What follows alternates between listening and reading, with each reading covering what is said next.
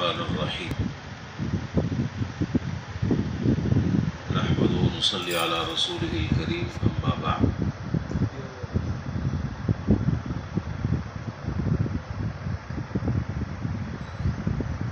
اللہ تعالیٰ نے رمضان کا مہینہ بھی ہمیں عطا فرمایا اور رمضان المبارک کا دوسرا جمعہ بھی الحمدللہ اللہ تعالیٰ نے ہمیں نصیب فرمایا۔ اللہم لک الحمد ولک الشکر۔ پچھلے جمعے بھی اس سلسلے میں کچھ باتیں ذکر کی تھیں، ان باتوں کا اعادہ ہے اور اسے یاد دہانی کرانی ہے۔ سب سے بنیادی بات یہ ہے کہ جمعے کا دن اور رمضان کا جمعہ اس کی بڑی اہمیت ہے۔ اس کو عام دنوں کی طرح گزارنا یہ سخت محرومی کی بات ہے، بلکہ اس جمعے میں وہ اہتمام ہو جو عام دنوں میں نہیں ہوتا۔ کن چیزوں کا اہتمام ہے وہ آپ جانتے ہیں کہ جمعے کی تیاری کی جائے۔ جن لوگوں کو اللہ تعالیٰ اس دن کی قدردانی نصیب فرماتے ہیں، اللہ ہمیں بھی نصیب فرما دیں، تو بعض بزرگوں سے منقول یہ ہے کہ بہت سارے ہمارے اکابرین اور ہمارے بزرگ وہ جمعے کی تیاری جمعرات کے دن رات سے کرتے تھے۔ اب آپ حیران ہوں گے کہ پڑھنا ہے جمعہ اگلا دن آ رہا ہے اور تیاری اس کی ایک دن پہلے سے شروع کر رہے ہیں۔ وہ تیاری کیا تھی؟ وہ تیاری یہ تھی کہ جو کام جمعے کے دن کرنے ہیں وہ کام جمعرات کے دن رات کو کر لیتے ہیں، تاکہ جو وقت اس میں لگنا ہے اس وقت کی حفاظت ہو سکے اور وہ وقت کسی اور کام میں لگ سکے۔ مثال کے طور پر ہر آدمی جمعے میں کپڑے استری کرتا ہے۔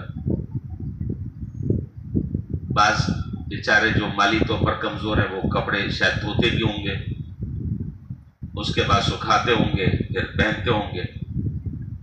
یہ سارے کام جمعرات سے اگر کر لیے جائیں تو جمعے کا جو وقت ہے وہ ان چیزوں سے بچ جائے اور وہ وقت کسی اور کام میں لگ جائے۔ تو خیر بہرحال غسل کا اہتمام کرنا ہے، مسجد میں وقت سے پہلے پہنچنا ہے، مکروہ وقت نہ ہو، 2 رکعت تحیۃ المسجد پڑھنی ہے، سورہ کہف کی تلاوت کرنی ہے اور سورہ کہف کی تلاوت کے علاوہ درود شریف کا اہتمام کرنا ہے۔ جتنا زیادہ سے زیادہ وہ درود شریف پڑھنے کا اہتمام فرمائیں، اور کل اس سے متعلق اثر میں بات ہو چکی ہے، اس کی اہمیت کیا ہے، کون سے درود شریف ہیں، بہت سارے میں نے کل بھی 2-3 بتائے تھے۔ جز اللہ عنا محمدن صلی اللہ علیہ وسلم ما هو اہلو، یہ بھی ایک درود شریف مستقل۔ وصلی اللہ علی النبی الامی، یہ بھی درود شریف ہے۔ یا رب صلی وسلم دائما ابدا علی حبیبک خیر الخلق کلہم، یہ بھی درود شریف ہے۔ کل بھی میں نے کچھ بتائے، اس کے علاوہ اور بہت سارے ہیں، جو آپ کو آسان لگے آپ اس کے پڑھنے کا اہتمام کریں اور زیادہ سے زیادہ درود شریف پڑھنے کا اہتمام ہو، اور زیادہ سے زیادہ درود شریف پڑھنے کی کم سے کم مقدار وہ 300 مرتبہ ہے، لیکن ہمیں تو کم سے کم 3000 دفعہ درود شریف پڑھنے کا اہتمام کرنا چاہیے۔ اللہ تعالی ہمیں توفیق عطا فرمائے۔ تو مسجد میں جب پہنچیں تو کسی کو تکلیف نہ پہنچائیں، جہاں پر جگہ ملے وہاں بیٹھ جائیں، اور اگر آگے صفوں میں بیٹھنے کا شوق ہو تو پھر اس کے لیے جلد مسجد میں تشریف لائیں، لیکن کسی کو پھلانگ کر جانا، کندھوں کو پھلانگنا اور بڑھ چڑھ کر آگے بیٹھنا یہ غلط بات ہے، یہ گناہ کی بات ہے، اس سے حتی الامکان بچنا چاہیے۔ ہم آ رہے ہیں نماز کے لیے، جمعے کی تیاری کر رہے ہیں، جمعے کے اعمال کر رہے ہیں اپنے گناہوں کو مٹانے کے لیے، اور اللہ نہ کرے کوئی کام ہم سے ایسا سرزد ہو جائے کہ ہم جب یہاں سے واپس جائیں تو پتہ چلے کہ جی گناہوں کو مٹانے کے لیے آئے تھے معاف کروانے آئے تھے، مزید گناہوں کا بوجھ اپنے کندھے پر لاد کر جا رہے ہیں۔ اللہ نہ کرے کہ ایسا ہو، اس لیے ان چیزوں کا اہتمام کرنا ضروری ہے۔ یہ ساری باتیں جو ہیں وہ ہو چکی تھی، اور ایک بات جو پچھلے جمعے بھی میں نے عرض کی تھی، میں پھر اس کو دہرا کر اب نئی بات آج کی وہ ابھی میں ذکر کر دیتا ہوں۔ پچھلے جمعے یہ بات بھی ذکر کی تھی کہ اس جمعے کے دن ایک ساعت اور ایک گھڑی ایسی ہے کہ جو ساعت مستجابہ کہلاتی ہے، جس میں اللہ تعالیٰ دعاؤں کو قبول فرماتے ہیں۔ بہت سارے اقوال ہیں، ایک دو قول میں ذکر کر دیتا ہوں۔ ایک قول یہ ہے کہ ما بین الخطبتین، جو دو خطبوں کے درمیان جب خطیب بیٹھتا ہے وہ وقت دعا کی اہم قبولیت کا ہے، لیکن اس وقت زبان سے دعا نہیں کرنی چاہیے، پہلے سے دعا آدمی سوچ لے، دل میں دعا کر لے۔ اور بعد رات نے کہا کہ خطبے سے لے کے نماز تک کا جتنا وقت ہے یہ سارے کا سارا قبولیت کا وقت ہے۔ اور دوسرا قول یہ ہے کہ جمعے کے دن عصر سے مغرب تک کا جو وقت ہے وہ بڑا اہم ہے۔ عصر سے مغرب تک کا جو وقت ہے وہ بڑا اہم ہے۔ افطاری تو ہم روزانہ کرتے ہیں الحمدللہ، لیکن اگر ذرا سا یہ وقت مسجد میں گزار لیا جائے، عصر سے افطاری کرنی ہو تو چلے جائیں، یہاں پر بھی افطاری کا انتظام ہوتا ہے، یہاں پر کر لے مسجد میں، تو اس کا فائدہ کم سے کم یہ ہوگا کہ زیادہ سے زیادہ وقت جو ہے وہ ہمارا درود شریف میں گزرے گا، دعائیں مانگنے میں گزرے گا، اللہ تعالیٰ سے الہا زاری میں ہمارا وقت گزرے گا، مناجات میں ہمارا وقت گزرے گا۔ تو اس گھڑی کی قدر کرنی چاہیے، اور اگر یہ گھڑی میسر آ جائے تو اس سے بھرپور طریقے سے فائدہ اٹھانا چاہیے۔ یہ تو پچھلی باتوں کو میں نے ریپیٹ کیا ہے اور اس کا میں نے اعادہ کیا ہے تاکہ باتیں یاد آ جائیں۔ آج کا جو سبق ہے نیا، دیکھ لیجیے روایت حضرت اکرمہ رضی اللہ تعالیٰ عنہ فرماتے ہیں کہ حضرت عبداللہ بن عباس رضی اللہ تعالیٰ عنہما سے انہوں نے نقل کیا کہ آپ صلی اللہ علیہ وسلم نے ایک مرتبہ اپنے چچا حضرت عباس رضی اللہ تعالیٰ عنہ سے فرمایا کہ عباس، اے میرے چچا، کیا میں آپ کو ایک چیز عطیہ نہ کر دوں، ایک چیز میں آپ کو بخشش نہ کر دوں؟ ایک چیز میں بتاتا ہوں، ایک چیز میں آپ کو بتاتا ہوں، جب تم اللہ تعالیٰ کی عبادت کرو گے تو اللہ تعالیٰ تمہارے سارے پچھلے گناہوں کو معاف فرما دیں گے، چاہے وہ غلطی سے ہونے والے گناہ ہوں یا بالقصد وہ گناہ کیے ہوں، صغیرہ ہوں یا کبیرہ ہوں، پوشیدہ طور پر کیے ہوئے ہوں یا کھلم کھلا کیے ہوئے ہوں، سبھی گناہوں کو معاف فرما دیں گے۔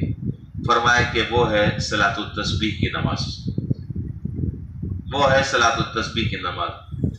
اور ایسی تاکید فرمائی، فرمایا کہ آپ اسی سے اندازہ لگا لیں۔ دو تین باتیں میں ذکر کر دیتا ہوں، پھر نماز صلاۃ التسبیح کا جو طریقہ ہے وہ انشاءاللہ میں ذکر کر دوں گا۔ آپ نے اس کی ایسی تاکید فرمائی اور ایسی اہمیت بیان فرمایا کہ اگر ہو سکے تو روزانہ یہ نماز ایک دفعہ پڑھ لو، روزانہ نہ پڑھ سکو تو ہفتے میں ایک دفعہ پڑھ لو، ہفتے میں نہ پڑھ سکو مہینے میں ایک دفعہ پڑھ لو، مہینے میں نہیں تو سال میں ایک دفعہ پڑھ لو، سال میں اگر نہیں پڑھ سکے زندگی میں ایک دفعہ پڑھ لو۔ آپ اندازہ لگائیں کہ اس نماز کی کیا اہمیت ہے، اور وہ لوگ کتنے خوش نصیب ہیں جن کو اللہ تعالیٰ ہر روز یا ہر جمعے کو صلاۃ التسبیح پڑھنے کی توفیق عطا فرماتے ہیں۔ تو اس کا اہتمام ہمیں کرنا چاہیے۔ عام طور پر میں ہر ایک کی میں بات نہیں کر رہا، مستثنیات ہر جگہ ہوا کرتے ہیں۔ عام طور پر ہم لوگ رمضان میں پڑھتے ہیں، چلیں اتنا بھی غنیمت ہے، رمضان میں پڑھتے ہیں، لیکن ہر آدمی کو پڑھنے کا اہتمام کرنا چاہیے۔ آسان سی نماز ہے، اور بعض بزرگوں سے کتابوں میں لکھا ہے، بعض بزرگوں سے منقول ہے کہ عام طور پر آپ نے سنا ہوگا مختلف اعمال کے فضائل میں کہ اللہ تعالیٰ گناہوں کو معاف فرما دیتے ہیں، اللہ تعالیٰ گناہوں کو معاف فرما دیتے ہیں۔ وہاں یہی بات بار بار آتی ہے کہ ان گناہوں سے مراد صغیرہ گناہ ہیں، کبیرہ گناہ بغیر توبہ کے معاف نہیں ہوتے۔ البتہ بعض بزرگوں سے منقول ہے کہ اس صلاۃ التسبیح کے نماز کی برکت سے اللہ کبیرہ گناہوں کو بھی معاف فرماتے ہیں۔ یہ واحد وہ نماز ہے کہ جس کے بارے میں یہ منقول ہے، اللہ تعالیٰ کبیرہ گناہوں کو معاف فرماتے ہیں۔ اور بعض حضرات سے ایک اور بات بھی منقول ہے، اور وہ یہ ہے کہ یہ جو صلاۃ التسبیح کی نماز ہے، اگر کوئی آدمی کسی مشکل میں ہے، کسی پریشانی میں، کسی بیماری اور ازاری میں مبتلا ہے، تو اس سے زیادہ تیر بہدف نسخہ کوئی اور نہیں ہے، اس سے زیادہ غموں سے نجات دلانے والا نسخہ کوئی اور نہیں ہے۔ اللہ تعالیٰ نے اس نماز کے اندر وہ تاثیر رکھی ہے۔ اللہ تعالیٰ ہمیں ہر روز اس کے پڑھنے کی توفیق عطا فرما دیں، اور جتنے دن کم سے کم رمضان ہے تو رمضان میں کم از کم ہر روز ایک دفعہ ہم اس کو پڑھنے کا اہتمام کر لیں۔ بہرحال اس کے علاوہ بھی اور بہت سارے فضائل۔ اچھا جی، اب یہ صلاۃ التسبیح کا جو طریقہ ہے، یہ ظاہر ہے کہ یہ نفل نماز ہے، 4 رکعت کی آپ نیت باندھیں گے، اور ہر رکعت میں الحمدللہ اور سورت پڑھ کر رکوع کرنے سے پہلے سبحان اللہ والحمدللہ ولا الہ الا اللہ واللہ اکبر، یہ آپ 15 مرتبہ پڑھیں گے۔ اور بعض روایتوں میں ہے کہ درمیان میں ولا حول ولا قوت الا باللہ بھی پڑھ لیں، درمیان میں۔ اور اگر کوئی آدمی جو ہے وہ پورا پڑھتا ہے، ہر تسبیح کے ساتھ یہ پڑھتا ہے، تو بہت اچھی بات ہے، لیکن اگر نہیں تو اتنا پڑھ کر درمیان میں ولا حول ولا قوت الا باللہ پڑھ لیں 15 مرتبہ، یہ تسبیح پڑھنی ہے۔ پھر جب رکوع کریں تو رکوع کی تسبیح سے فارغ ہونے کے بعد رکوع کی حالت ہی میں، رکوع کی تسبیح سے فارغ ہونے کے بعد رکوع کی ہی حالت میں پھر 10 مرتبہ یہ پڑھ لیں۔ پھر رکوع سے جب سر اٹھائے تو 10 مرتبہ پڑھ لیں، پھر سجدہ کریں تو 10 مرتبہ پڑھ لیں، پھر سجدے سے اٹھ کر جب بیٹھیں تو 10 مرتبہ پڑھ لیں، پھر دوبارہ سجدے میں جائیں، سجدے کی تسبیح پڑھیں، پھر 10 مرتبہ پڑھ لیں۔ پھر اس کے بعد اب کھڑا ہونا ہے تو کھڑے ہونے سے پہلے بیٹھ جائیں اور بیٹھ کر 10 مرتبہ پڑھ لیں، تو ایک رکعت میں یہ 75 مرتبہ تسبیح ہو گئی، 75 مرتبہ یہ تسبیح ہو گئی۔ اور دوسرا طریقہ بھی، لیکن کہیں گڑبڑ نہ ہو جائے، آپ سے خلط بحث نہ ہو، اور بعض حضرات نے فرمایا کہ دوسرا طریقہ یہ ہے کہ ثنا پڑھنے کے بعد 15 مرتبہ پڑھے، ثنا پڑھنے کے بعد 15 مرتبہ، پھر ہر جگہ 10 مرتبہ۔ البتہ اب سجدے کے بعد بیٹھ کر 10 مرتبہ پڑھنے کی ضرورت نہیں ہے۔ یہ 2 طریقہ ہیں، چاہے آپ وہ والا طریقہ اختیار کر لیں یا یہ طریقہ اختیار کر لیں۔ تو کچھ کہنا ہے؟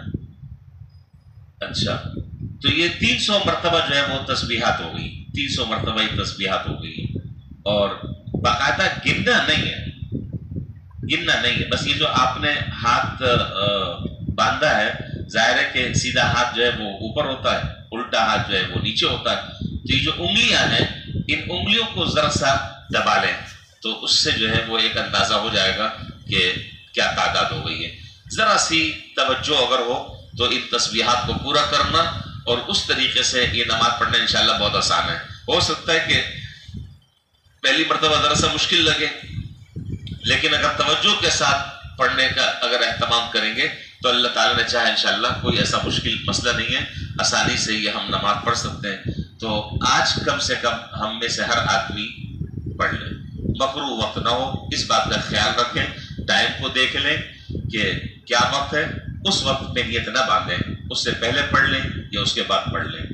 اللہ تعالیٰ ہمیں صحیح طریقے سے یہ جتنے بھی جمعے کے اعمال ہیں ان کو صحیح طریقے سے ادا کرنے کی اللہ تعالیٰ ہمیں توفیق بھی عطا فرمائے، اور ہماری دعاؤں کو بھی اللہ تعالیٰ قبول فرمائے، ہماری عبادتوں کو بھی قبول فرمائے۔ آج کل وہ جو ایک تسبیح ہے، الیکٹرانک تسبیح ہے، کاؤنٹر تسبیح، یہ نہیں، اس کو بھی لے کر نہیں پڑھ سکتے، مکروہ ہے۔ بس وہ جو میں نے آپ کو طریقہ بتلایا ہے کہ جب آپ کا سیدھا ہاتھ اوپر ہوگا تو انگلیاں آپ ذرا سا تھوڑا سا دبا دیں، تو اس سے انشاءاللہ آپ کو اندازہ ہو جائے گا کہ یہ تسبیح میری کتنی ہو چکی ہے۔ اللہ تعالیٰ ہمیں بہتر سے بہتر طریقے سے اس جمعے کے اعمال کو ادا کرنے کی توفیق عطا فرمائے۔ وآخر دعوانا الحمدللہ رب العالمین۔